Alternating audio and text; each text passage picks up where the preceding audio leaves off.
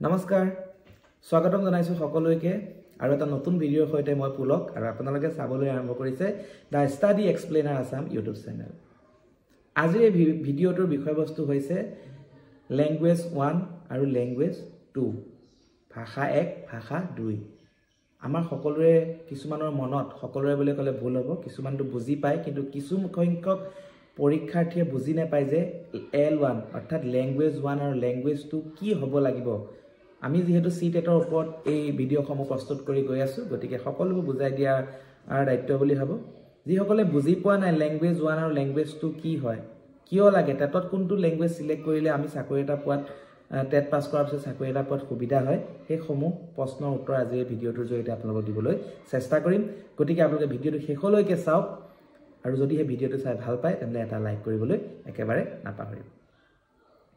যদিহে আমি অসমৰ এটা চাকৰিৰ কাৰণে প্ৰস্তুতি চলাই আছো, পোনপ্ৰথমে কৈছো যদিহে অসমৰ কাৰণে বুলি কৈছো, তেনেহলে আপোনাৰ ল্যাঙ্গুৱেজ 1 টো সদায় আপুনি অসমীয়া ৰাখিব। যেহেতু আমি অসমৰ সকলোবোৰ অসমীয়া, গতিকে আমাৰ প্ৰথম ভাষা সদায় অসমীয়া। গতিকে আপোনালোকৰ ল্যাঙ্গুৱেজ 1 টো আসামিজ সিলেক্ট কৰক। আপোনালোকে ইনফৰমেশন বুলেটিনখনত চালে দেখিব প্ৰায় 20টা ভাষা আছে আৰু সেই ভাষাৰ কোড ল্যাঙ্গুৱেজ কোড সেই বুলেটিনখনত উপলব্ধ। তাৰে 4 নম্বৰত যেটো ল্যাঙ্গুৱেজ আছে আসামিজ, সেইটো আমাৰ অসমৰ কাৰণে অসমৰ চাকৰিৰ কাৰণে আপোনালোকে যদি প্ৰিপাৰেচন কৰি আছে বা সেন্ট্ৰেল টেট দি অসম চৰকাৰৰ শিক্ষক পদৰ বাবে আপুনি আবেদন জনাব বিচাৰিছে আৰু এজন শিক্ষক হিচাপে নিজকে পৰিগণিত কৰাব বিচাৰিছে, তেনেহলে আপোনালোকৰ প্ৰথম ভাষা অৰ্থাৎ ল্যাঙ্গুৱেজ 1 আপুনি অসমীয়া দিয়ক। তাৰ পিছত আহিল ল্যাঙ্গুৱেজ 2। ল্যাঙ্গুৱেজ 2 বহুতে ইংলিশ দিয়ে, বহুতে হিন্দী দিয়ে, বহুতে বেংগলী দিয়ে। হেতু সম্পূৰ্ণ সিটেটত আপোনাৰ ওপৰত নিৰ্ভৰ কৰিব আপুনি কোনটো ভাষা দ্বিতীয় ভাষা হিচাপে আপুনি সিলেক্ট কৰে।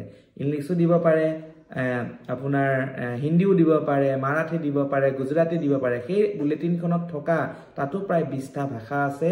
অথৰাইজ 20টা ভাষাৰ ভিতৰত আপোনাৰ ভাষাটো আপুনি ল্যাঙ্গুৱেজ 2ত আপুনি দিব পাৰে।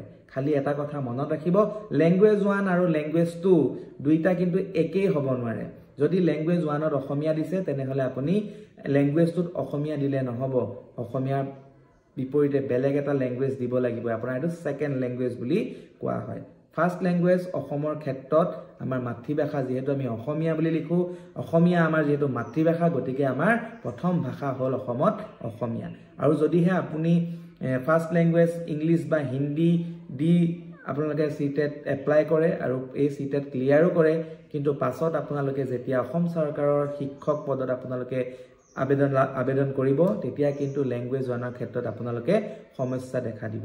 গতিকে প্ৰথমেই আপোনালোকে ল্যাঙ্গুৱেজ 1 টো অসমীয়া সিলেক্ট কৰিব আৰু ল্যাঙ্গুৱেজ 2 টো আপোনালোকৰ সুবিধা অনুযায়ী ইংলিশ হওক, হিন্দী হওক, যিকোনো এটা আপোনালোকে ভাষা বাছনি কৰিব আৰু তাৰ পিছত আপোনালোকে আপোনালোকৰ প্ৰস্তুতি আৰম্ভ কৰিব।